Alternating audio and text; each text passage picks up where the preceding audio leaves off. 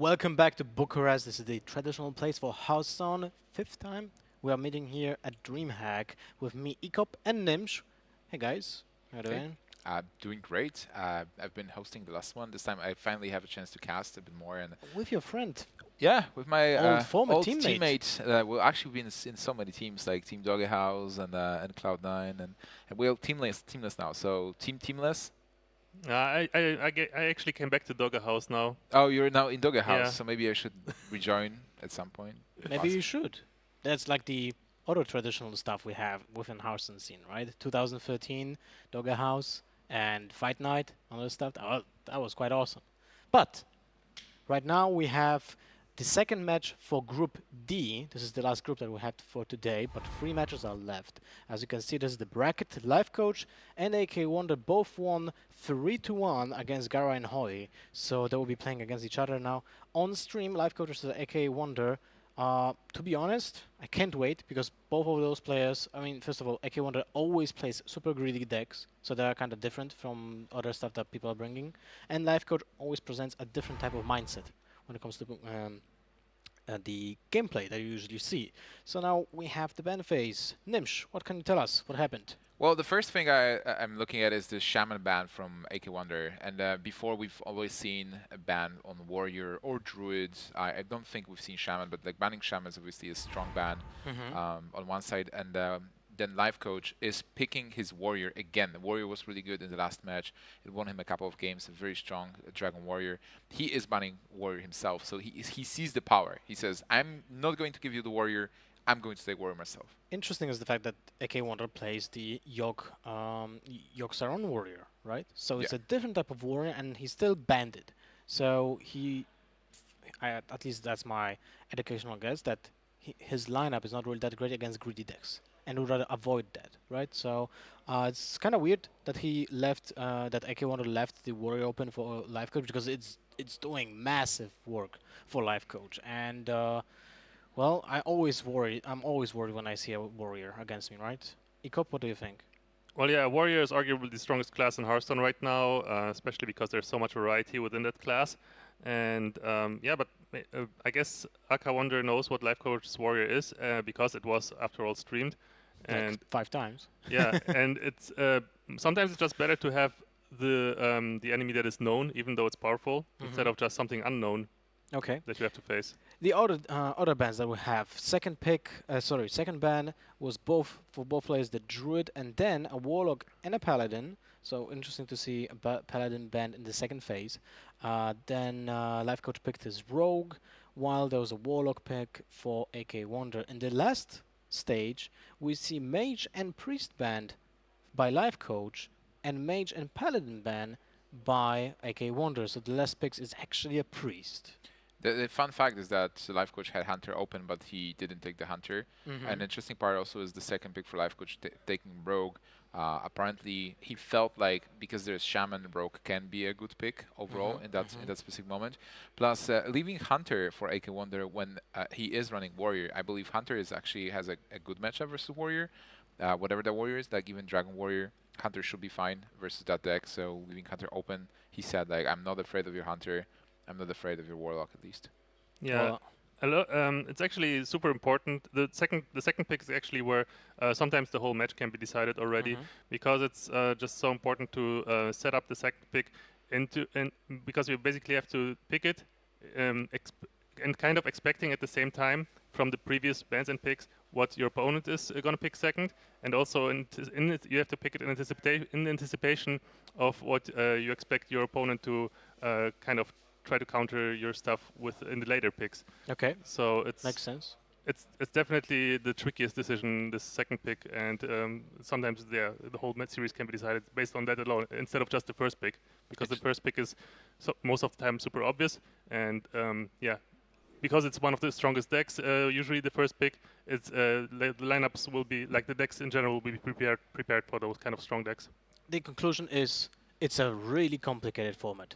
Anyway, guys, take it away. It's Hunter versus Warrior. Thank you so much, Lothar. So this is what I've mentioned ECUB in the beginning. The open hunter, then AKAWonder knows that the warrior is there. He can easily assume that Lifecoach is going to open with warrior because he did that last time, and he's picking that hunter as the counter to the deck. Do you agree that hunter has an okay matchup? I would not say it's like heavily favored. It just has an okay matchup versus warrior. Yeah, generally is widely agreed upon that Hunter does have a favorable matchup against Warrior, even if it's the control warrior we're talking about. The Dragon Warrior, because of the aggressiveness of the deck, the Dragon Warrior can potentially get ahead in front of the Hunter in terms of board presence, and then Hunter is going to have a harder time.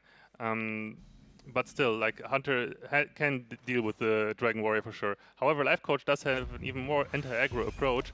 We saw it before with a double Nuzos first mate, and that will definitely be something that comes into effect here, which we see right now in Lifecoach's hand. Look at that. Yeah, picking that Nuzov first mate is pretty good, specifically because he doesn't have the Fire War Axe and he countered the bat. If he doesn't lose the 1-1, it's also quite nice, because then it does counter the freezing trap that's in the hand at the very moment. So you don't want to get your freezing trap triggered by 1-1. Yeah, this is. I want to mention again, like this is the beautiful thing about Lifecoach's decks. We saw it in the previous matchup with we had the Rogue as well in that matchup, right? With the double Argent Squire, and here with the double Nzos first mate, having those 1-drops at your disposal, just to basically counteract Hunter with freezing traps, for example, right? They are so good against freezing traps. Of course, they are also really good against aggro decks in general. So yeah, this is basically Lifecoach's whole approach, and it's working out perfectly in the previous match and maybe in this one as well. Who knows? Have we seen him playing the Curator? How do you call the card? Is Curator or Curator? The Curator. Yeah, it was in the Warrior deck. Yeah, we've seen it. Yeah, it's quite good because not only you get the 4/6 stun, but you also can draw up to 3 cards.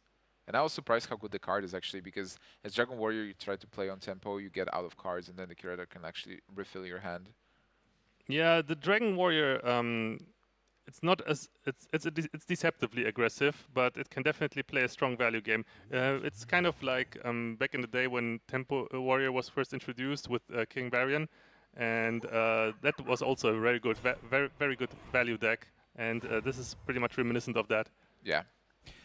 And here Lifecoach just getting a huge advantage, building up the board, being able to kill the bear, and this will be tough to get through as a hunter, specifically with this hand. Houndmaster with no beast. Are you forced to just Animal Companion? And if you get Leok, it's so bad. Yeah, like AKAWonder right now does not have many options, but yeah, Animal Companion is pretty much the only one he can do, and gets the Misha, which is arguably the best one in this situation. I don't hate the trade. Corcoran leads into the 4/4. Is there anything better? Well, you could just use your smaller minions, for example, to end the weapon to kill off the Misha. If you want to play around Unleash the Hounds, for example, but I also wouldn't blame him for just playing Corcoran here. Although Corcoran you kind of want to keep sometimes. For the freezing trap, I guess, but there's Alexstrada's champion as well with the charge. You definitely don't want to play Twilight Guardian, that's for sure. Yeah, so Corcoran, I suppose, sure. is the only viable option if you want to use your full mana to the fullest. Yeah, I like trading with the Corcoran because it's like different schools. If you go with the Corcoran, you play around Quick Shot, because then if you just kill with the small minions, you take not only you take 4 damage, but also Corcoran can just die to the Quick Shot or Kill Command. Yeah. But if you play like this, it's a bit weaker to Unleash the Hounds, but Unleash the Hounds is less possible, and it's still not good if there's a free 4. Most mid-range hunter lists nowadays run only 1 Unleash the Hounds, so that's pretty much the standard, so it's always better to play around 2-offs than 1-offs. So Lifecoach is in a pretty good position because this is an easy face. You just deal as much damage as possible. I would not even hate playing Fire War Axe going free to the face here. He decides not to attack with it. Is he going to play it anyway? Sure. Yeah, of course. I mean, more damage threatened right there. And AKAWonder, how can he even come back from this? Sure, the tiger can attack into the monkey. I guess he can taunt it up, but is that even going to be enough over time? Well, he can kill commands the 3/4. He can attack with the bow maybe into the 3/3 and kill the 2/2 with the 5/5, or just kill the 3/3 with the 5/5. Kill commands, attack with the bow. He's taking a lot of damage, and then maybe next turn try to Houndmaster. I feel like it might be necessary to Houndmaster now. You don't know if we don't know if AKAWonder is even going to draw another beast that he can synergize it with Houndmaster on the following turn. And by the time Houndmaster can be used, like for a Call of the Wild, it might already be too late. So just to get that immediate value out of Houndmaster, maybe it's the right time to play it right now. Well, the thing is, like, Houndmaster can be also played on turn 7 with if there is a beast, if the cat is dead. So that's why I think I prefer the bow here. The trades. Yeah, that's something I was thinking in the beginning, because you kind of want to keep your 5/3. But then I would probably prefer killing the 3/3 with the 5/5, because it doesn't matter if it has 2 health or 1. Well, it does kind of. There's obviously the Blood to Ichor, there's a Ravaging Ghoul that we see in Lifecoach's hand. And yeah, it against the deck like Warrior definitely matters, since Warrior does have a lot of tools to deal 1 damage. So do you think it was better than just having 10 health? Because it's like you also get really low, and this is 4 damage to face. Yeah, it's tricky, you know.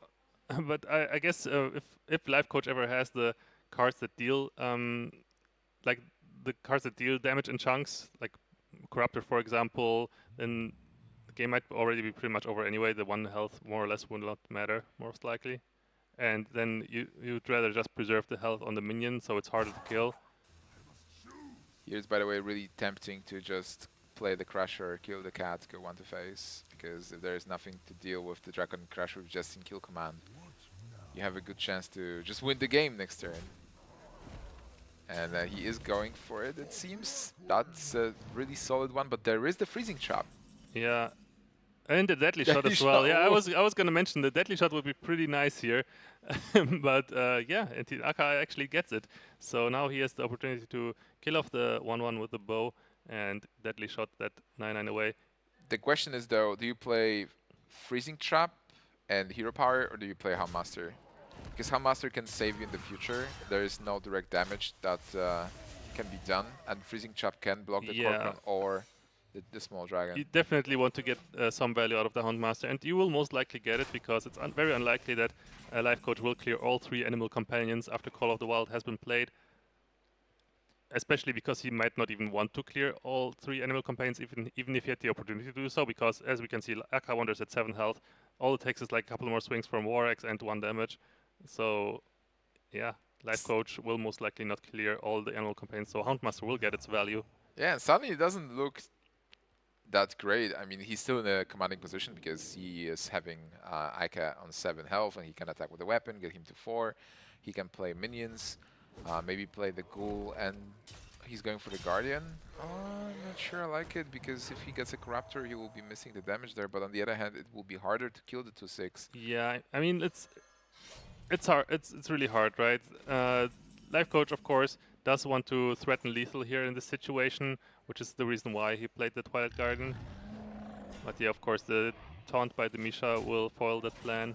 And there is the Freezing Trap, which he probably can assume it's a Freezing Trap. Yeah, it's always the most likely secret. Oh, it's funny because he can attack and get it back to his hand and then activate the dragon to be played. He's going for a Ghoul first. It's pretty obvious it's Freezing Trap, right? You attacked. Yeah, I you mean, procced. Maybe Snake Trap. Lifecoach just dies right now, doesn't he?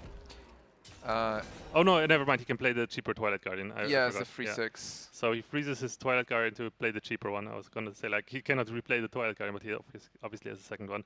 So yeah, right now he tries to kill off the Hopper. He's gonna see the freezing trap, and yeah, is forced to play that other Twilight Guardian. And try to survive that way. Is the second Call of the Wild lethal? That will be Hother killing the 3/6. Yeah, that would be exactly lethal actually. 1 over even. Or 2 over. Right. So what can we do here? This is a nice skill on the 3/6. You can have the taunt as well. Because AKAWonder is at 4 health and there's a weapon, so he has also to deal something. Yeah, this is actually tricky because if you go for the abusive, obviously you cannot play both those big minions, which seems like the smooth turn right here. However, of course, AKAWonder is probably not too unhappy about hero powering either. He's actually 1 off, I think. This is kind of crazy. If like he can master the Leok and then Yeah. abusive the Leok, get into the free 6, hero power, and go 5 to face. And that might be the play still because he actually puts Lifecoach to 1 and he ends up with the taunt on board. Yeah, Lifecoach now, and all of a sudden, Lifecoach in a desperate situation. Pretty much all came down to Lifecoach running out of options fairly soon because he didn't draw any card draw cards. There were no other drakes. There was no curator, obviously. So, yeah, eventually, after the initial aggression of Lifecoach, just struggled to make some good draws Well, happen. execute still wins if that's an execute. Does it win? No, it doesn't. Execute was the winning thing to get. Yeah, definitely. But of course, AKAWonder had to take the risk in this situation. So no execute for Lifecoach. This seems like it's over. He cannot have it taunt. He cannot go for the 4/5. So armor up. He can kill the free 1 maybe with the Bloodtaker. And that's basically it. So Hunter worked. The fact that he did, like the Lifecoach didn't ban Hunter and allowed Hunter as a 3rd pick. Like he had a couple of chances. He had 4 bans to ban Hunter, but he didn't. And the Hunter countered the Warrior perfectly. Yeah, but when we see Lifecoach's remaining lineup, he obviously planned for that AKAWonder might potentially pick the Hunter and rely on that.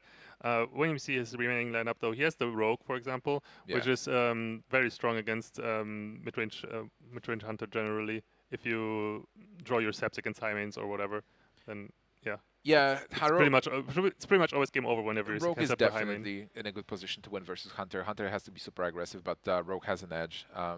What else does he have? The last deck is Priest. So Priest versus Hunter, what do you think about that one? Priest versus Hunter, I guess it depends a little bit on the Priest build. We know the Hunter build, of course, right now. It's pretty standard mid-range Hunter. But yeah, I guess the more proactive the Priest is, the better the Priest's chances are.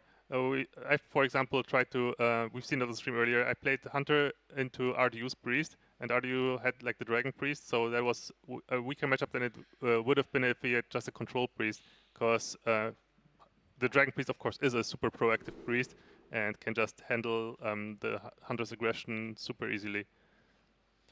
I find it so funny that AKAWonder is forced to play Hunter. Like if somebody joins the stream right now, he sees like, yeah, he is winning with Hunter versus Lifecoach, but AKAWonder would love to play control decks. He is all about control decks if possible, and his control decks got banned. Yeah, well, I mean, Hunter is also kind of a controlling deck. Mid-range. Yeah, I mean, it's not as aggressive as Hunters used to be in the past. After all, you're playing 8 mana cards in your deck, so yeah, it's not really what you call an aggressive deck that much. But True. yeah, of course, it's definitely a very proactive deck, and but yeah, I don't think AKAWonder minds that. All right, so Lifecoach picked the Rogue, as you mentioned, is a nice counter. You do have a lot of ways to deal with. You have tempo plays, like Hunter plays something, you backstab it. You fight for tempo, you have those big cards that you can play like Pillagers, and then timings, sap. And you should be able to kill Hunter before they are able to kill you. So the best chance for AKAWonder is just to rush things as fast as possible. He got a pretty good hand with the Firebat and Huge Dots. He is an opening that can deal some damage. He's a deadly shot for a possible Edwin or maybe Gadgetson in the future. And we saw AKAWonder also has the Stranglethorn Tiger in his deck, and that is obviously a really strong minion against Rogue. It cannot be killed at all thanks to stealth, and Roka doesn't have any way of handling it. It cannot even protect itself from the Tiger because the Rogue doesn't have any taunts. So that will be guaranteed 5 damage or even more when it enables kill commands or Hound Masters or Abusive Sergeants. So Hyman is, Stranglethorn Tiger is definitely going to be a strong card in this matchup. There is an Edwin. So do you go for Edwin? Can you go for Edwin this turn? Do you just coin the Pillager? You kind of want to deal with the Frog, with the Toad, but you can't. You don't have Backstab, you don't have Eviscerate. Yeah, Edwin is of course a risky play, considering that Lifecoach already saw that AKAWonder does run Deadly Shot in his deck. So yeah, but it's a risk that Lifecoach might need to take, because it's such a high reward if it pays off. But if you go for Edwin, how do you go for Edwin? Because this is not great anyway. Like whatever you do, it does not look good. Yeah, I mean, obviously, it doesn't. Yeah, you don't really have the good spells for the prep, and yeah, I wouldn't be surprised if we see Lifecoach just coin out. Coin Pillager? Yeah, coin out the Pillager. That's perfectly fine, I would say. It challenges the Toad, and yeah, it might not even die to the Toad because the death rattle is like 50-50. Like And even then, even if Tomb Pillager dies, you get another coin, which makes Edwin even better, or the Violet Teacher even better. This is one of the most awkward hands I've seen from the Rogue's perspective. And it can improve Oh, immensely he quite decides fast. to go for the Violet Teacher. Okay. Alright. I guess he wanted to play around Deadly Shot no matter what. Well, he's also getting a board, so like with Yeah. this he will be able to fight back and trade into minions and maybe get aggressive himself. Yeah, but on the other hand, it's also a little bit. Yeah, the one ones feel awkward against the Death Rattle like Huge Toad. So if there was a hound, if there was to be a Houndmaster, for example, in the situation, the Toad would not only trade up, but it would also like threaten to kill those 2/1s after after one of those 1/1s runs into the Huge Toad. But then you're probably fine with it because you just want to drag the game. You should be winning the long game in a way as Rogue, because you will get the tempo cards. You don't want the Hunter to just go into your face and don't give you a chance. So right now AKAWonder is in an awkward position where you want to go face, but then this board is something you have to deal with. So how do you deal with this board? Like you can kill command and attack with the 3/2 into the 5/1. It is perfectly fine to go to always kill off everything that the rogue has. It's actually preferred, to be honest, because eventually, if the game goes long, the hunter will have the advantage since the hunter squeezes in more and more hero powers and eventually bursts the rogue down with kill commands and quick shots and eaglehorn bows. And there is Call of the Wild. So Strangleful Tiger, as you've mentioned, unkillable at the moment, just 5/5 stealth. But this is the moment for Lifecoach where he can pull the trigger and start being a bit more aggressive. He can't do anything with the 5/5. Yeah, of course. I mean, he has to put as much pressure as possible on the board. Yeah, Drake, of course, trying to get Lifecoach better options here. He could have gone for like a semi-big Edwin here as well, but yeah, getting additional options with the Drake right now, also enabling spell damage for the Shadow Strike and the Eviscerate might be relevant too. On the other hand, for AKAWonder now with the Unleash the Hounds, he can actually unleash a Deadly Shot. Other plays are a bit weird because if you go Houndmaster, you can't do much. Like you just go face and then can eat on the hero power. The Unleash the Hounds was actually amazing here in this situation because otherwise, in order to guarantee himself a good Deadly Shot, he would have had to attack the 1/1 with the Stranglethorn Tiger, and that doesn't feel good at all. So not only he clears, he also is able to get some damage to the face and just drags the game longer. Houndmaster will be nice to get some extra damage and toned up, and then this is Call of the Wild. Yeah, we see another nod to Lifecoach's approach against aggro with this rogue, with a double. I thought there was only one Farseer at first, but now we see the second one as well. Wow, this is definitely a very strong anti-aggro build here. It might even be well positioned against Shaman, which AKAWonder, should Lifecoach win this game, AKAWonder probably will take the Shaman, and then even with those double Earth Ring Farseers, Lifecoach might have a shot, even against a face Shaman. Do we know if it's a face Shaman? No, we haven't, because we only saw one game by AKAWonder on stream, and that was the Control Warrior. A lot of people are playing the mid-range Shaman now, though. But it's like, the aggro Shaman is still really powerful. Yeah, but look at this. Oh, man. Is he getting a double Farseer? Yeah, it looks like it. Trying to establish some sort of board presence, and yeah, wants to use the Eviscerate in conjunction with Edwin later on, I guess. Another good card, by the way, because it pairs with whatever he decides to do. It's either Houndmaster or Infested Wolf plus the Kindly Grandmother. Infested Wolf, in theory, if it dies, you can get the tokens. But the punish potential for Infested Wolf is just way too big in this situation. Fan of Knives will just completely demolish you. So I like the Houndmaster play more here in this situation. I like going for face with the dog. You've seen double Farseer. There is no more health that Rogue is going to get. There's no reason to make a trade, which Lifecoach would probably make us on his turn anyway in this situation. I doubt this dog will meet any other fate than getting attacked by a Farseer. So how much mana do you have? You can prep Shadow Strike to kill that for free.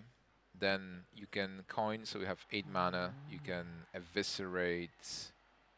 You can actually play everything. So you can eviscerate the free. It's gonna be the biggest Edwin ever. Yeah, just get SI7 and just get the Edwin at the end of the process. And cue the epic sax.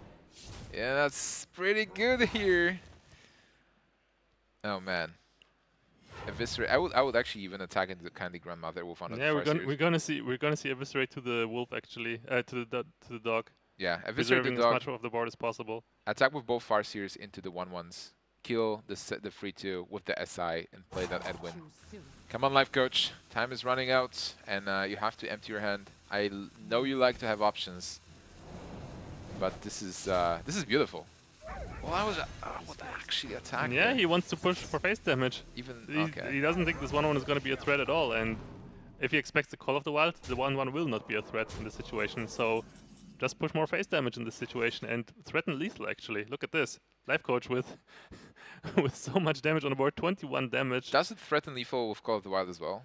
So like the Kindly Grandmother does nothing, it just 2 damage to face, and yeah, you do threaten. It does lethal. if it does 18. if I mean it does threaten lethal if Call of Fafagov's face.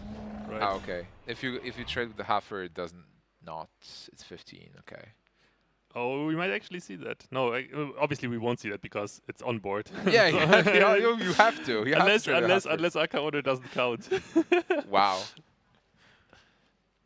But yeah, it feels bad to be forced to run a Huffer into the 3/3 right now. Okay, so what wins the game? You with SI7 and the weapon, you kill Misha, and then you have 15 damage. You need 2 more damage. So the card that you can draw that wins the game. Eviscerate wins the game. We've seen only one. Is there anything else? Does he play one deadly poison? Because one deadly poison also wins the game. Nah, I doubt he can cram in Deadly Poison when he plays double Argent Squire. Yeah, and double Farseer as well. Yeah. That's 2 damage. That's enough. Oh wow! All right. Wow, So exactly lethal. So with the biggest Edwin, a 14 attack. Oh, that 14 damage, and this means that Rogue. Well, we expected that to happen, but it was still really close. It was a very close series. I mean, that Deadly Shot Unleash sequence that AKAWonder had at that point, that was pretty much threatening to close out the game. But double Farseer being clutch here in this situation, not only providing valuable health, but the board presence that was necessary to pretty much raise the Hunter as well. So Farseer definitely the MVP in this matchup, I would say. Not only that, but also the 12-12 Edwin. If we do the quick math, so how much Life Coach had in the end? How much health? He had like 12 or something. Lifecoach was what? Lifecoach was down to 7, wasn't he? Sure. Because like so with double Farseer, we can probably say that he will be dead with no Farseers. Because half of them can go face and just finish the game. Yeah. Pretty much. Probably, more or less. But yeah, like Rogue is good versus Hunter. Now AKAWonder has to find his own counter to Rogue, which shouldn't be that difficult because we consider Rogue as one of the weakest classes at the moment. So what do you take? You say Shaman, possibly. That was the main class that AKAWonder picked. That was his first pick, so his best deck. Yeah. I mean, even though Lifecoach has the double Argent Squire and the double Farseer, depending on the Shaman build, we might, if it's Face Shaman, we will probably still see the Face Shaman. I mean, I would doubt that AKAWonder wants to run Zoo into that kind of rogue anyway. You don't right? want to play Zoo into that. Granted, it is Zoo, right? We don't obviously don't know, but we can pretty much guess that whenever someone picks Warlock, it's going to be Zoo. Renewlock, unfortunately, doesn't see much love nowadays. Yeah, Renewlock is much worse. Handlock, some people tried it. Shitanodachi tried it. I didn't really work that well. And also, like Thais tried the Malagus version of the Warlock. Yeah. Most of the time, it's a Zoo. The only question is which Zoo is it? Is it the more heavy discardy Zoo or more stable Zoo with Councilmen? So. Yeah, we'll have to see what AKAWonder picks, but we will most likely see a Shaman. That's my prediction here, as we are waiting for the players to get ready. So this is the match that will decide who goes out of the group. There are both winners, and the one who wins it actually gets out to tomorrow and has a chance to play for the big prize pool for the $8,000 first place prize out of 25,000 total. Those guys are guaranteed 500, so you're getting 500 as well yourself, right? Even though you got eliminated. Yeah, correct. Yeah, so it's pretty cool. Like just getting invited, being able to chill, like play games, and you had your shot as well. Yeah, for sure. I mean, of course, it's nice to get something for free, pretty much. But yeah, you obviously want to come here to win. So yeah, but now the players are finally ready, and we see, as predicted, the Shaman, and it is indeed a face Shaman, judging by this Argent Horse, right, and that Lava Burst. Yeah, I do agree. Then sometimes you play Lava Burst in the mid-range Shaman, but then you never play Argent Horse Rider, so I would expect double Doomhammer from this deck for sure. Which means that AKAWonder is in a beautiful spot. This is also one of the most one-sided matchups, which is probably 60% plus. It's like Yeah. the one-sided matchups in Hearthstone. Oh, 60% win rate, nice. Did Lifecoach actually keep that sap, or did he mulligan it away? Did he mulligan into it? Because I actually kind of like this sap keep in this kind of matchup. You need to have something versus Totem Golem. Yeah, I mean sometimes it's super good to just have it against the Flame Wreath Faceless, basically. And yeah, it's pretty much the same thing as with the Savannah High main, right? Because you spend the Shaman technically spends 6 mana on the Flame Wreath Faceless, and there's nothing as good as sapping a 6-drop. Yeah, you have to have it. Same with like when you play Warrior, keep execute. But this is a terrible start for AKAWonder. Not only he has this minion that just dies the weapon, he just doesn't have a good follow-up. Like he has Maelstrom Portal that he might just cast here to have a minion on board and to get rid of the Divine Shield, but it's not something you want. You want the minions in those early turns. Trog, Totem Golem, Argent Squire of your own, and just Tasker Totemic even, Feral Spirit. Deal damage with the minions and then finish the game with a burst. If you get the burst early without Doomhammer, it doesn't look good, specifically because of the double Farseer. You've mentioned double Farseer might help to win versus Shaman. Yeah, for sure.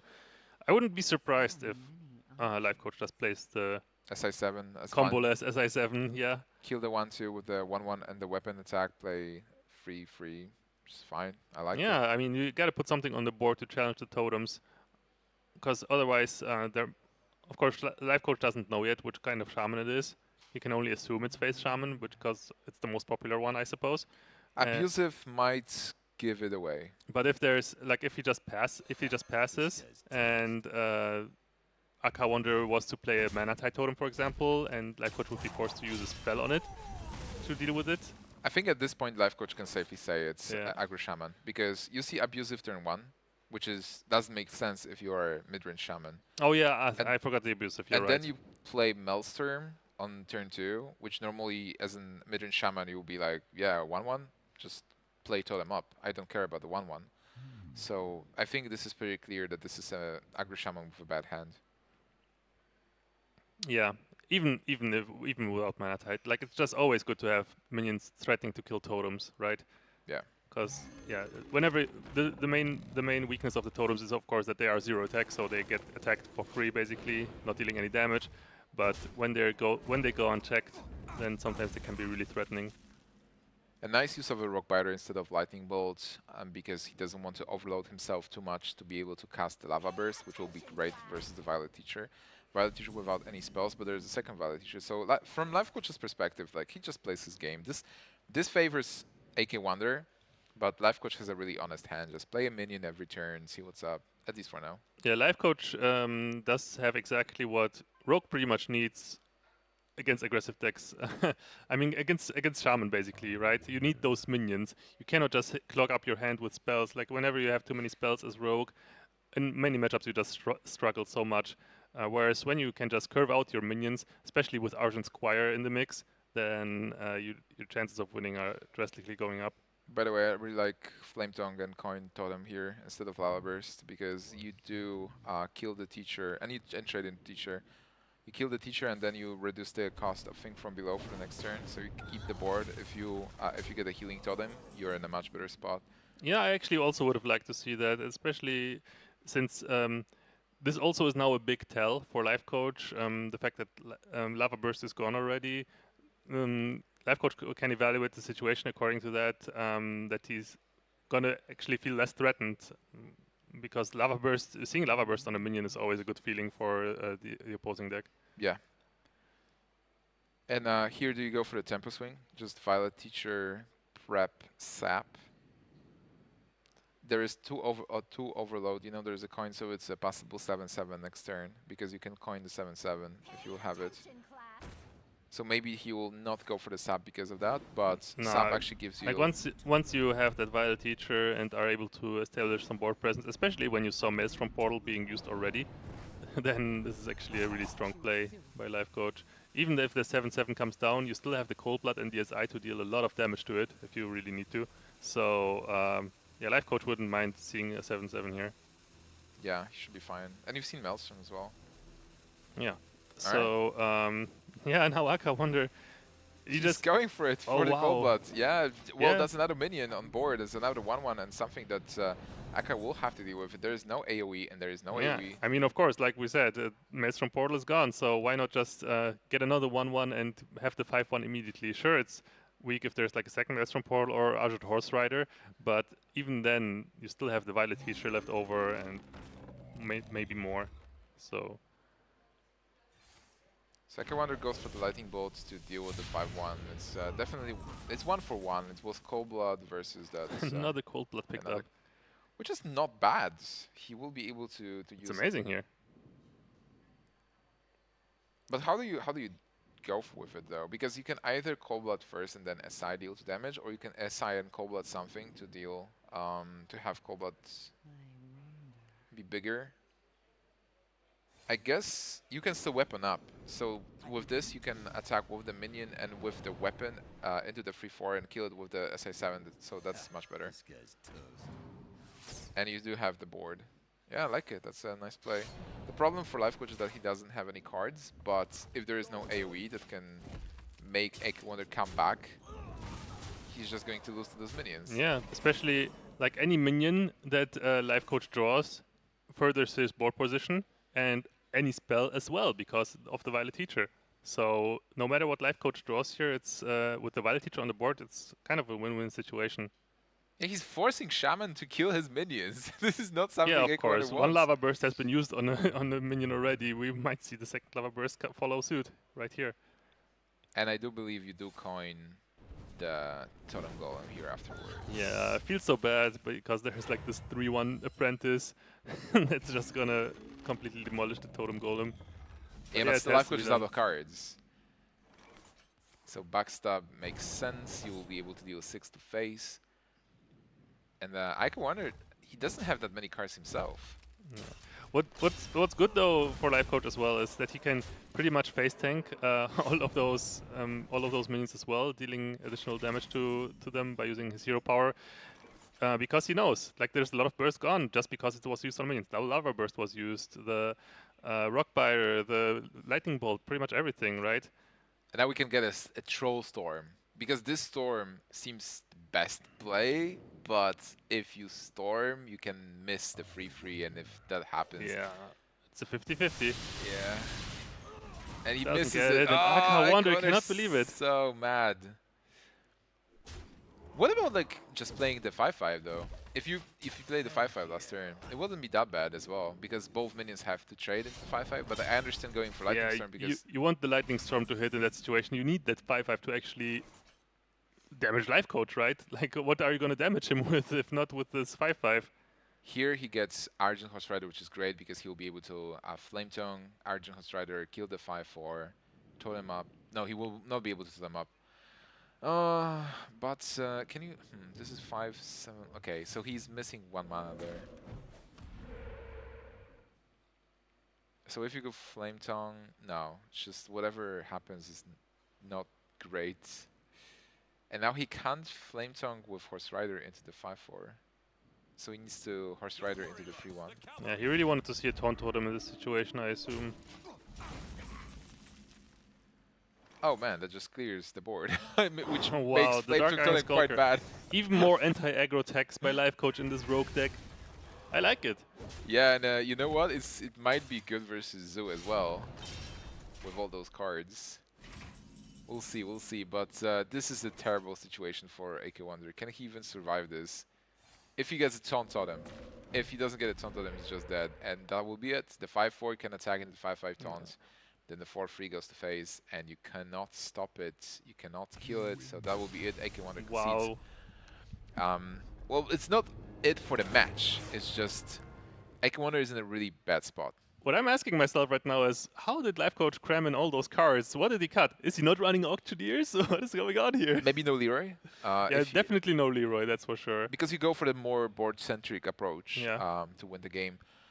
What else can you cut from the deck? So you're running Conceal and like obviously this doesn't run like it's not the No gadgets on? Not the YOLO miracle that this is the other popular version of Rogue with the questing adventures and conceals and Leroy and stuff like that. So I guess those cards are not in the deck, and instead of that, he's running those anti-aggro cards.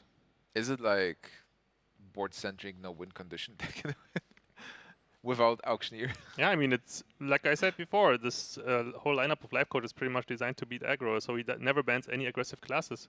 True. And it works so far for him. I mean, usually you would expect, because you have the big four, right? You have a warrior, shaman, druid, and warlock, right? And Lifecoach letting AKAWonder pick two of them. So he let the warlock through on purpose, so AKAWonder would pick it. But as we can see, AKAWonder is actually not running Zoo. Yeah, surprise, surprise. He is actually not running an aggro deck. AKAWonder brought a Reno deck. We don't know which Reno is this. Like, in the past, he favored the Cthulhu Reno, and he played it. He was able to qualify for the ACT with the Cthulhu Reno. Is he playing Cthulhu version again, or is it something different? I doubt that. I think by now it's pretty much established that the Cthulhu Reno lock was not that amazing. I mean, of course it worked out for AKAWonder. When he played it, it wasn't amazing, but he still played it, and he was winning with it. Yeah, I mean, it can get the job done. I mean, when you get the right pieces, of course, but definitely a lot. And other versions like the Nazoth Reno lock were more stable in that regard. All right, so let's see. Rogue versus Reno lock, and most of the time when I'm casting this matchup, it all depends on Gadget-san, I believe, because if Rogue is not aggressive enough and doesn't get the Gadget-san to refill his hand, he will just run out of steam. Reno lock has a lot of removal cards and should be able to draw into them. Also has a lot of heal. So this will be interesting. This might be kind of like I think I would favor AKAWonder in this situation. Yeah, I would say so too. There's not much burst in Lifecoach's deck, which is basically the main win condition usually in this matchup. You have to have some early pressure with your minions, and then you cannot finish off your the Reno lock with minions because unless they charge, right? Unless it's a Leroy, because then AKAWonder's the Reno lock would just go for an AOE, or he would just heal up, and and the minions don't deal as much damage. You just have to pressure with initial aggression by minions, then finish off with spells and Leroy, pretty much. But yeah, this kind of deck by Lifecoach will AKAWonder is probably more happy to see. So what do you say? Should Lifecoach pressure at this very moment and just coin SA7, go face with the damage? Well, I mean, yeah, if the more damage he deals early on with the minions, the better it is. The concept still remains true. Unfortunately, the core concept is still applies here, but the problem is just that Lifecoach does not have much burst because he has all those anti-aggro cards. What's really brilliant is that we see the hand, we know what it is, but Lifecoach had to assume what it is and guess what it is, based on the fact that there was nothing played on turn 1 and lifed up on turn 2, and he assumes a correct strategy. He knows what to do, and at this point he knows this is not a zoo. This is probably Contra Warlock. Like the Warlock's hand would have to be pretty bad in order to not have a turn 1 or turn 2 play. But we saw AKAWonder did like that's only the case when every card was mulliganed, and I guess Lifecoach was paying attention to that as well. Yeah. So. This hand is not the best, but it's okay overall. I think you have the life up here. Just you will not overdraw. There is no reason to play. Yeah, the beautiful thing about this the Reno deck and having the Reno in hand, of course, is that you have the luxury to tap as much as you want early on, not to have to be afraid about the initial aggression by the rogue at all. But you still need to get the AoEs at some point. Yeah, of course. That's why you're digging for it with the life tap. So you tap to get better options, and then eventually you just. He fights for the board with the ooze. Oh, okay, that's interesting. So basically, he goes for ooze now. He will go for a vendor next turn. He wants to either force Lifecoach to create a weapon and start trading into his minions. Because what we said, like a rogue needs to be really aggressive, and if AKAWonder gets him into the minion fight, it will turn into a slugfest, and then AKAWonder should be able to win. This is I would actually love to see Edwin here in this situation. The thing about Edwin is, especially if you cannot conceal it, you cannot really make it as big as you want, because you can only make it really big if you have like preparations, I guess, or if you accumulate more mana for the spells to combo Edwin with, right? But you generally would like to play Edwin earlier in this matchup because of the threat of Siphon Soul. It's a solid 4/4. It's resistant to Hellfire. I think that's a solid play. All AoEs that Warlock could have in this situation would not be able to deal with the Edwin. Sure, there's like some single target removal, Shadow Bolt, for example, would be able to deal with the Edwin in this situation, but of course, it's just the one-off in the deck anyway, so why would you play around it? So now AKAWonder, a pretty easy play, following up on just playing minion every turn to be able to fight back. Back to Lifecoach. He can either ignore it or try to kill it. Is there a good way to deal with this 3/5? Because if you think about Defender of Argus being played next turn, even though it will be turn 5 and it's only 4 mana, then that 3/5 will have a good trade versus Edwin, and it's still 3/2 after that with the taunt. You have to deal with it. So do you try to kill it this turn? Lifecoach definitely can afford to clear this refreshment vendor, and I think he has to as well, because if he lets it live, not only does he give the AKAWonder the opportunity to capitalize on that by buffing it with Power Overwhelming or Defender of Argus, but also a potential Shadow Flame, for example, or just like him being able to attack into the Edwin and like Hellfiring or whatever. Just gives AKAWonder too many opportunities to punish Lifecoach if he ignores this refreshment vendor. And I would say also Lifecoach doesn't mind attacking into it, because he does, after all, have Earthring Farseer to heal Edwin up to get it out of range of AoE as well, once again. Yeah, alright, so I was going to ask you if there's a way to play around Hellfire at all, but you can just healing back Edwin, and there is the Hellfire. Yeah, look at that. If he ignored that refreshment vendor right there, the punish would have been huge in this situation. Hellfire is still a good pickup. That's an AoE he wanted to deal with the board, but he is dropping a bit low. Harrison Jones is not great. It will not be able to deal with the weapon. There are no weapons. There is occasional Jaraxxus, of course, but we see already there's Alexstrasza in AKAWonder's hand, so I doubt that he plays Alexstrasza and Jaraxxus in the same list. Probably not. Well, maybe. Maybe. He is a greedy player. He was playing Cthulhu version. But Harrison Jones at least is a 5/4. So you can play it to have some more pressure on board if you want to keep Azure for the next turn. Yeah, you can keep Azure around for the eventual spell damage, but I like just playing Azure rather than the Harrison, because you want to draw the cards, so you want to get more options to have better turns in the follow-up. We might also just see Earthring Farseer in this situation, maybe, to heal up Edwin again. And then weapon up, so that you can play Deadly Poison with the 5-drop next turn. Yeah. It's not terrible, just keeping the board going on. Because of the Mortal Coil. But actually, Mortal Coil, if there will be Mortal Coil, it would be cast. Yeah, of course. But there's other stuff as well. Dark Peddler maybe into Mortal Coil. Well, there's stuff that can kill the Edwin for sure. Demon Wrath. Yeah, Lifecoach choosing the more mana-efficient approach and plays the Azure Drake instead. Look at that guy. The Curator. So what is he getting with the Curator? You can get the dragons. Well, there's the Alexstrasza, of course, that you will get. Or Azure Drake maybe, if you play one. Yeah, what kind of beasts though? Maybe you play this one Warlock. beast. What is a beast in a Warlock deck? Stampeding Kodo is the only one that comes to my mind. That's not a bad beast. Huh, this is interesting. And a Murloc. What Murloc are you playing in the deck? Because Finley doesn't sound that great. You have the best hero power you can get. Yeah, I don't know, maybe like a Bluegill Warrior. Yeah, Bluegill might not be that terrible actually, because early game it trades well versus minions, and then it's always like something to deal extra damage. So many options. Alright, so back to 30. Lifecoach has to find a way to deal that damage, and also there is this Reno Jackson now, so we've mentioned Shadow Flame. Reno Jackson is dangerous.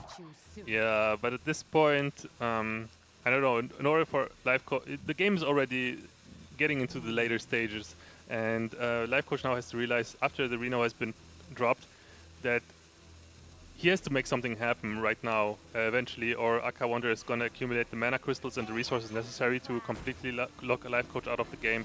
So I wouldn't be surprised if Lifecoach just goes all face with Oh, okay.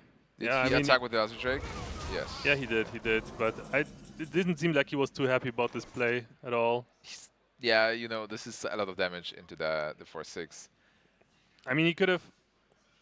No, actually, You probably had to do it if you want to play it on Shadow Flame. yeah.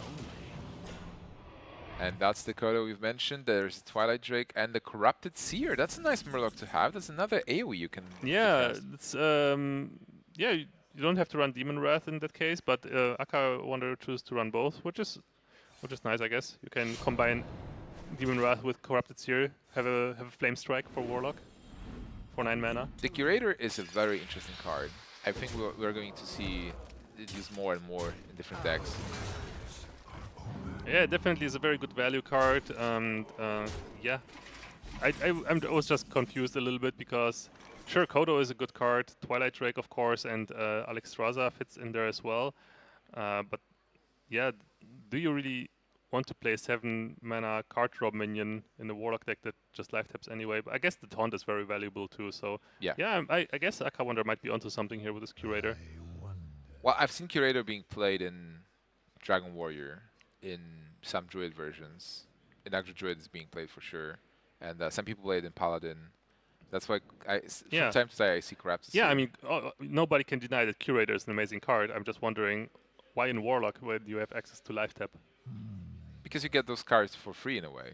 You get a big taunt, you get a really good value card, and you also get free cards out of your deck, specific cards. Yeah, of course. Also. It also thins out your deck, of course, right? Like if you manage to actually draw 3 cards like AKAWonder did, it will be more and more likely to actually draw into the cards that you need, like Reno, for example. Twilight Drake and Defender of Argus is something you can consider, but then if there's a sap, there's a damage you're taking. So I understand the Siphon Soul into the biggest minion. He wants to set up this Corruptor, Demon Wrath. The mini flame, the Warlock Flame Strike. Yeah, right there. yeah, the Warlock Flame Strike basically, and it will work. That's 9 mana, the 4 damage to the board. And Lifecoach, there's no way Lifecoach will see this coming. Although he did see 3 cards being drawn, so he's got his gears got to be turning in his head. What kind of Murloc could it be? Yeah, is it Finley? Is it Logil? Because I don't think we've seen anyone play this kind of thing yet. Not yet in Constructed. Not in tournaments as well. I've seen it on ladder, but it's not the obvious thing you can think of. Like I was thinking about Logil, honestly. I was thinking like, what is the Murloc you want to play that's actually a high cost Murloc? So this is actually quite awesome, ECUP. Just we are going to witness for the first time, maybe in competitive play, the Warlock Flame Strike for 9 mana. Lifecoach pretty much all in here. I mean, he has to do it, and he then realizes, yeah. Game Wrath. Yeah, he's like, okay, you got it. Yeah. Fan of Knives with prep. Well, you have Fan of Knives to see what you can draw. Wow, we see here Lifecoach so close to actually closing out this game. Only 9 health remaining on AKAWonder's side, but no resources left, no more minions, and there's like the spells don't do anything, and of course there's still Alexstrasza. So as Lifecoach, you can hope. If you get Auctioneer, maybe you will be able to just start rolling the spells. We haven't seen Auctioneer from him yet, I believe, but I just really doubt he's not playing any of them. I would be very surprised if there are no Auctioneers in that list, but it could actually be true. I mean, after all, Auctioneer is not a good card against aggro. So yeah, you might want to not play it. Well, could AKAWonder actually go aggressive here with Alexstrasza and just go face with it? Well, Alexstrasza is 8 power, right? Oh, is he going for Defender of Argus instead? Yeah, that's also let's just secure. AKAWonder wants to secure his board position here first. Oh, that's also fine. Yeah. 15 health on the minion. He doesn't need to heal himself. After all, he saw, what was it, 1 or 2 eviscerates already. So, yeah. He's not afraid of dying here anytime soon. And the 414. Yeah. How much damage is there after Alexstrasza? You can Alexstrasza in POs 6 plus 4, 10, 14, 1 off. Oh, Leroy. So with Leroy, it's 10 plus 10, 20. Is he 1 off? Yeah, I mean, AKAWonder can take his fair time. No, He does. he's not He one does. off. It's over because Defender of Argus is enough. It's like you have enough mana, especially with Defender of Argus buffing like twice. As long as AKAWonder plays it super safe here, there's like no way for Lifecoach anyway to win this. But he has lethal, so Yeah. it just Even if he had even if he doesn't go for lethal here, he's still gonna win. yeah, true. He's like in a commanding position. So leader is going to spawn 4 whelps. But they won't matter at all. This means that AKAWonder is going to win versus Rogue, and we are going into the last game of the match, which is going to be this Warlock versus Priest. And that Priest was supposed to be very good versus Zoo, but how good will it be versus Reno Lock? And normally Handlock had a big advantage versus Priest, specifically because of Jaraxxus. We haven't seen Jaraxxus, but what do you think? Well, Looking I at mean, if the history of Hearthstone has shown us anything, then that it's the one thing that control warlocks are heavily favored against priests of any kind. So Even the Dragon Curve, because that's probably the curved Dragon Priest that we've seen from... yeah, unless the best chances that a priest might have against a control style warlock is if it's like a combo priest, which tries to burn the opponent out in one turn. Yeah, But yeah, out of 30. I doubt that Lifecoach plays that. After all, he is teammates with RDU, and RDU had the Dragon Priest, and this is exactly what Lifecoach is bringing here as well, as you can see. Before we start, I also want to mention that Lifecoach was practicing for this match so hard that he actually damaged his hand. That's why. Oh, wow. Yeah, this is Staff Hearthstone. Alright, so the Dragon Priest we've seen from RDU, it was pretty successful versus you specifically. He was able to 3-0 you with the Priest, I believe, right? Yeah, Dragon Priest is definitely a very strong deck to have against aggro, I would say.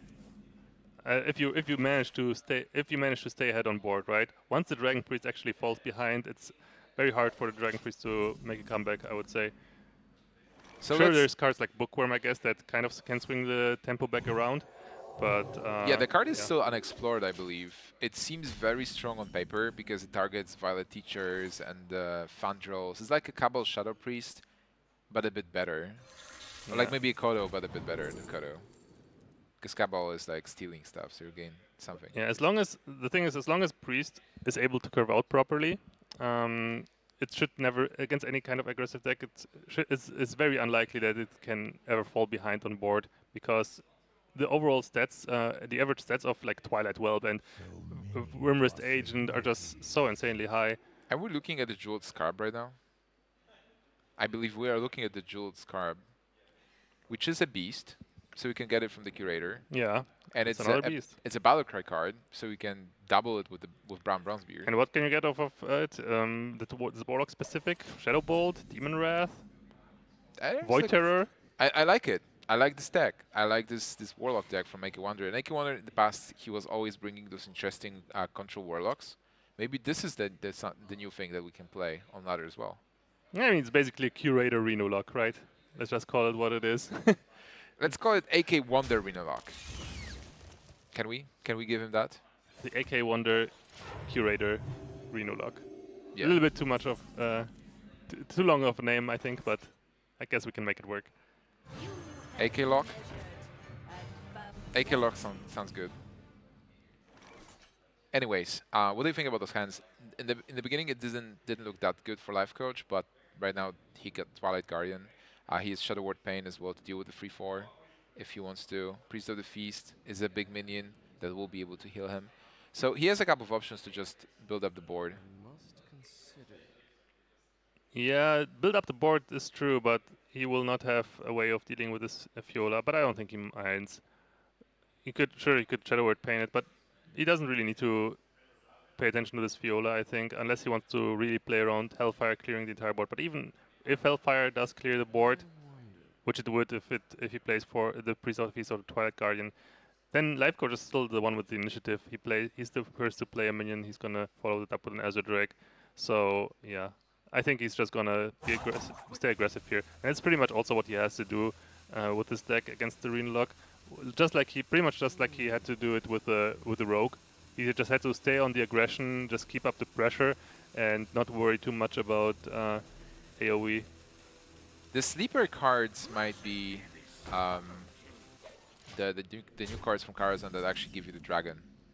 And again, just get the big dragons that are hard to deal with. As versus you, Artie, you got like new Deathwing or the Nefarian. Get some cards from Nefarian that are actually good. You can, if you get Nefarian and there is Jiraxus, you are able to get maybe the Sacrificial Pact. So there are some interesting things that can happen in this game. But for now, it just will be playing minions, trying to trade a bit, fighting for board control. Oh, I don't like this attack at all. I don't know. Why not? It's just, yeah, I mean, he can just, on board already, he can just get the value here by healing up the Priest of the Feast and attack into the Fiola, and clear the Fiola, which otherwise wouldn't be possible if he ignored the Priest of the Feast. But yeah, and now even more so now with the Holy Nova, he can actually clear both minions and his Priest of the Feast survives. Yeah, this is a beautiful Holy Nova. Yeah, this is, I definitely would not have made this attack like that.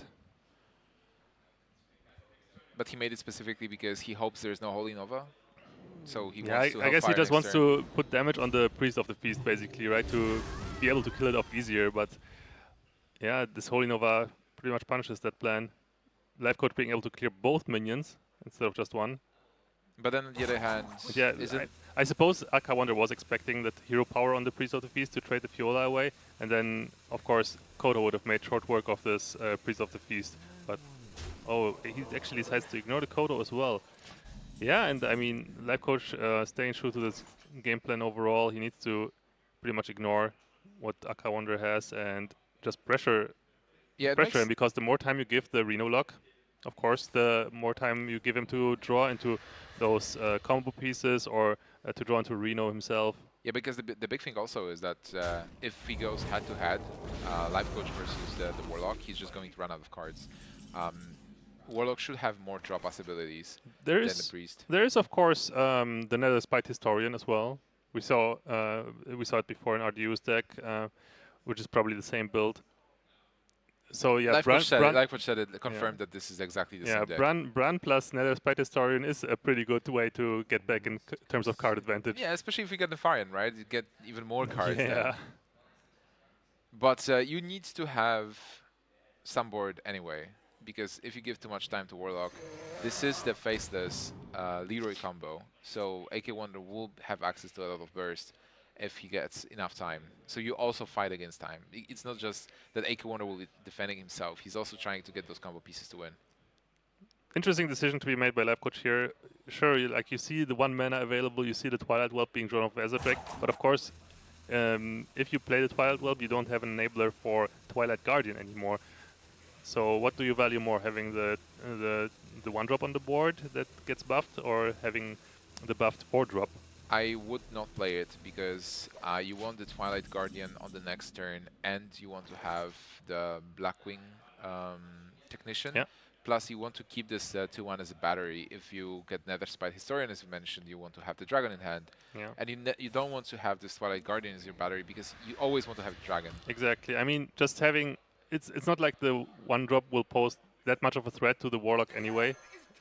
So it's definitely the best Dragon Synergy enabler to have in your hand overall.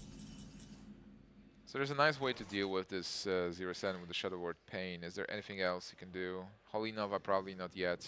If you go Shadow Word Pain, you'll have 5 mana left. You can go for the Guardian. That's alright. You can even go for the phase. You don't have to kill the 3-2. Just like Shadow Word Pain, play the Twilight Guardians, the 3-6, go for the phase, put them at 13, and you're still good. Yeah, the Holy Nova seems appealing here because it clears both minions along with the attack of the Ezreal, but you don't put anything on the board besides that. Therefore, the Shadow Word Pain is definitely the better choice in this situation. And you don't pressure at all as well. And yeah. Shadow Pain and Twilight Guardian, you not only build up the board, the 3-2 does not really damage the 3-6 that much.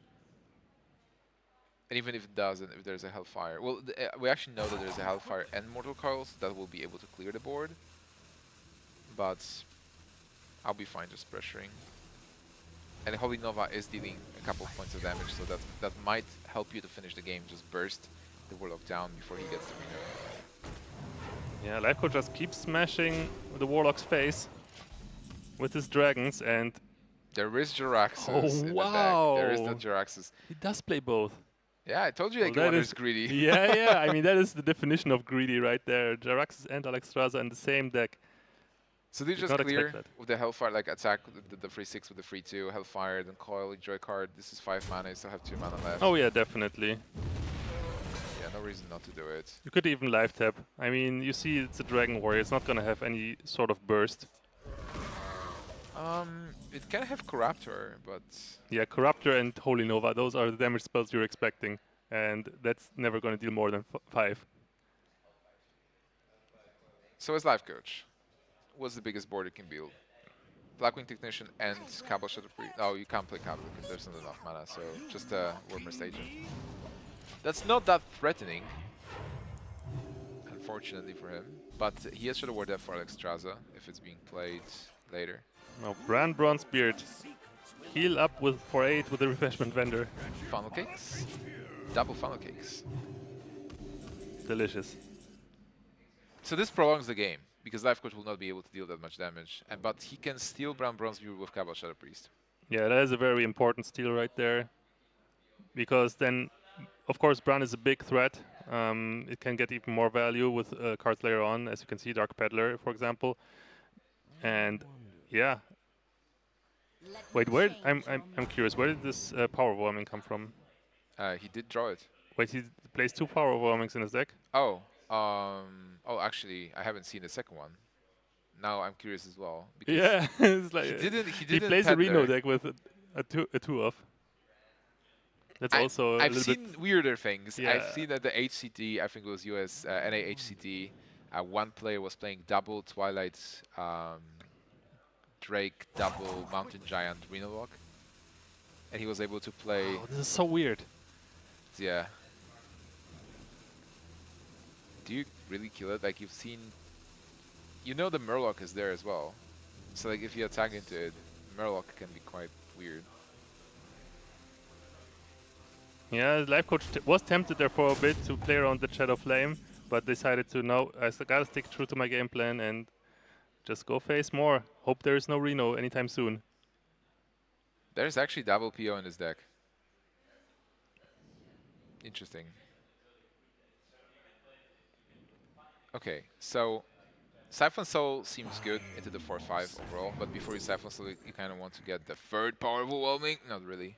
Well, I mean, with once it gets discounted by Saracen, you can get a huge combo. You can one-shot the priest even if you don't Alexstrasza him.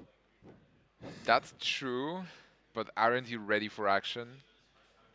With Footman, you can block attacks, and you are struggling for health. In a Yeah, way. right now I wouldn't be too surprised if he picked up the Footman. Yeah, I agree with this. And we're definitely He going to see wanted the Siphon Moral Soul Coil here for as sure, or like one damage card. So Elven Archer, Stone Task Boar, or Coil, so that he can kill the 2/4. He didn't get it, so Footman is the best card there. Quite tough.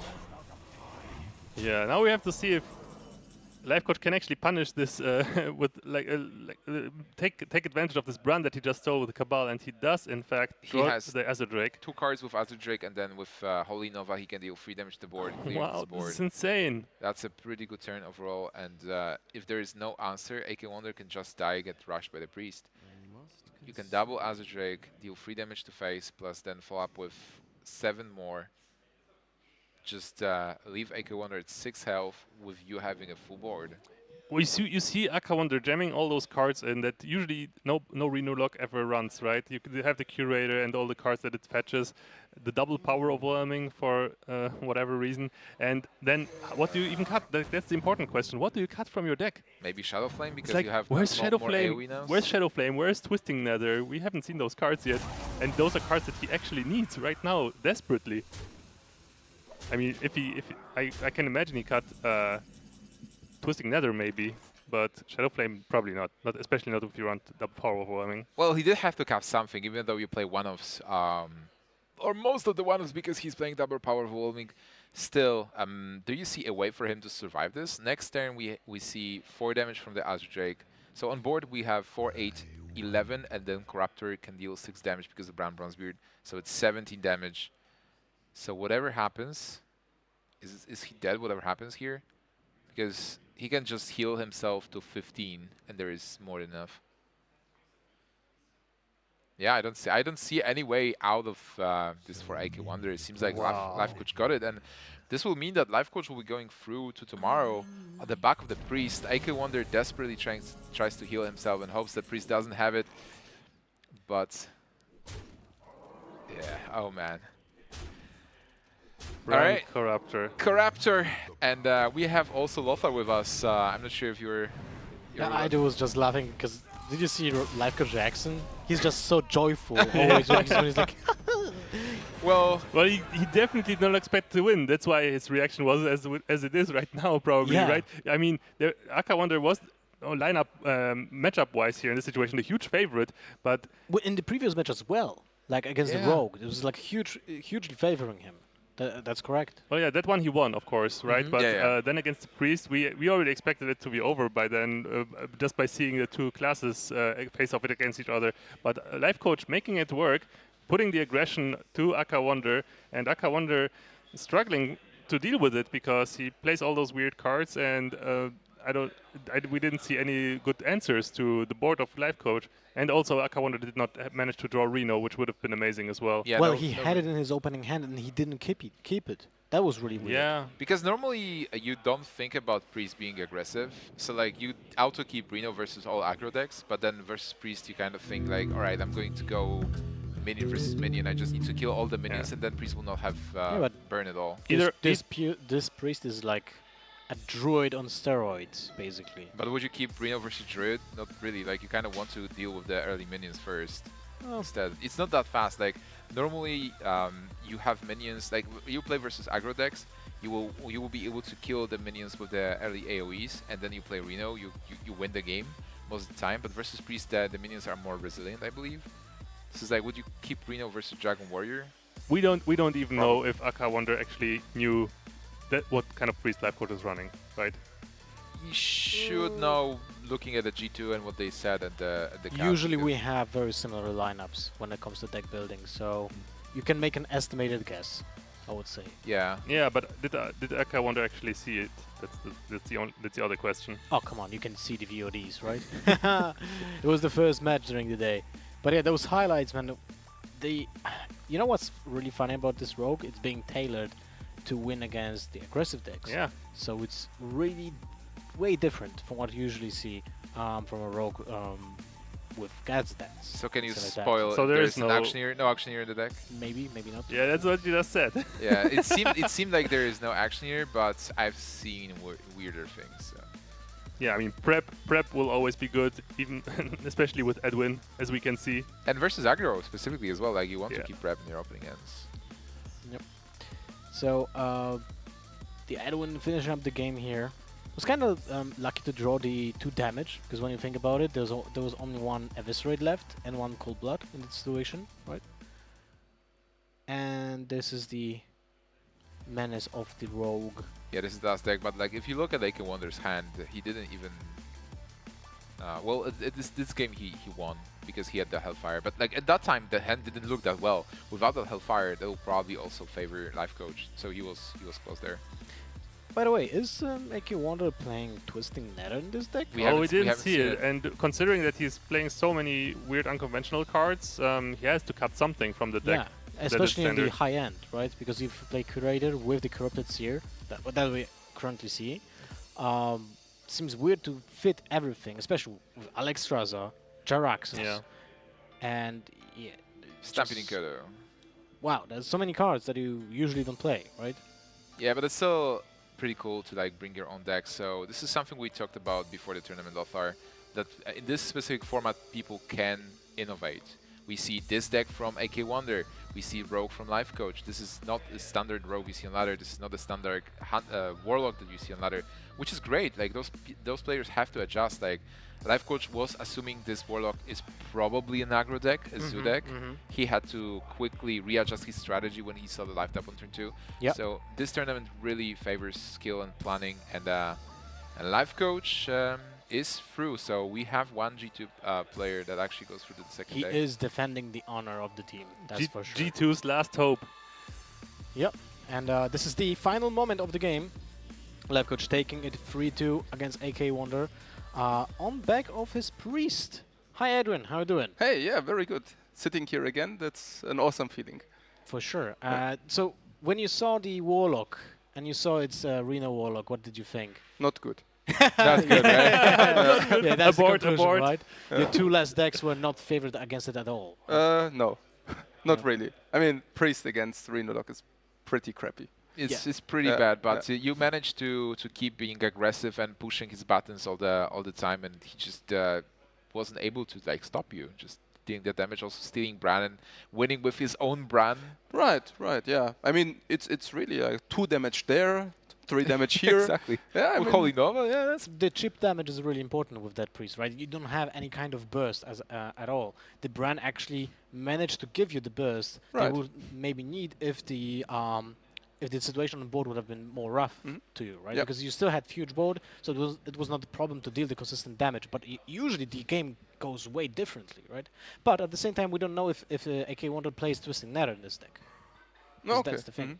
Yeah, well, I guess we can assume a lot of AoE in Arena Warlock, and I think it's well.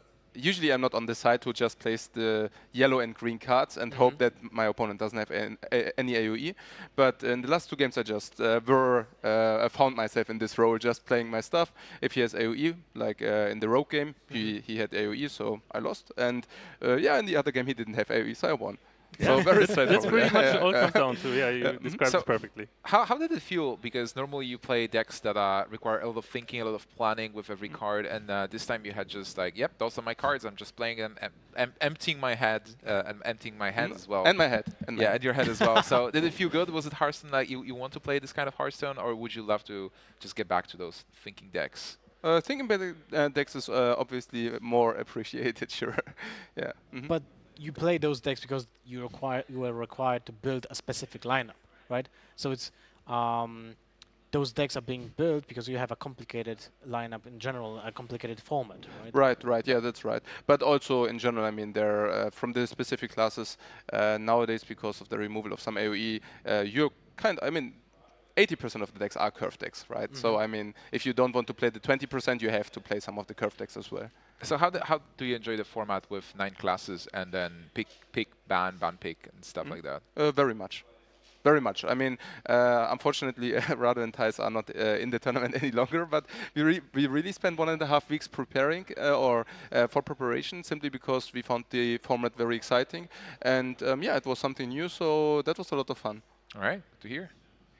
Stuff. Well, hopefully we'll have more tournaments with innovative formats, right? Because that brings a lot of, let's say, diversification of the decks that we see during the broadcast. Yeah. So I'm pretty happy that we actually have seen so much Priest today. Like we had 8 matches so far, if I'm not mistaken, and 5 games were already won by Priests. Sorry, Oh man, Priest 4. so good. 4 or 5. I mean, that's like 400% of what you 5, usually I believe. Was it 5? No, 4. 4 because the Priest. You've only won one game with Priest, right? Yeah, The- Priest was the- last yeah. second.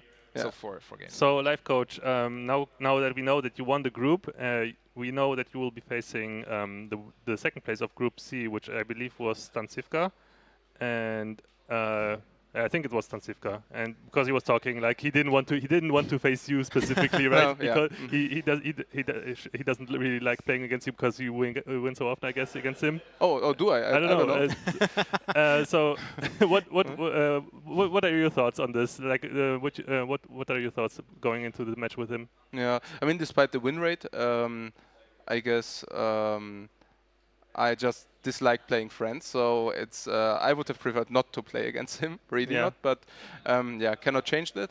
And of course, I will prepare. I also know that Stan is a very deep thinking player. So I'm pretty sure that he will analyze all the matches we played today. And yeah, so I don't even know did we see any games on stream? No, they were played off stream, but we Okay. know the results already. They played before you. Okay, sure. He No, will but have because of the actually classes. a yeah. small advantage because he will know some of your decks, right? Yeah. Okay, sure. But on the other hand, I can enjoy Bucharest while he has to scout. On Yeah. Yeah, for sure. That's a really For good sure. reason. Okay. Oh, we just got the information that for the top 8, the decks will be released. So Oh, everyone will perfect. have perfect info, and it will be a fair deal for everyone. Yeah, fair environment. I definitely approve of this. Yeah. So now Okay. you can't Makes sense. enjoy Bucharest. You will be studying the deck list. Yeah, you have to study all the deck list now. Very Right, sorry. right, yeah. But Unlucky. if the deck lists are public, you should definitely take a look at the rogue we built. The rogue is very, very interesting, yeah, because we managed to build it in a way that it changes a lot of matchups basically completely. Yeah. Yeah, but yeah. Okay, well that's good to hear. I will not take more of your time because we have to prepare for the new match, which will be the Gara versus Hoi, loser of your group. This will be the decider match for both of them, the do or die for them. And we'll go to a short break, so don't go anywhere, guys. This is PGL Tavern Tales, Tavern Tales, sorry, 2016.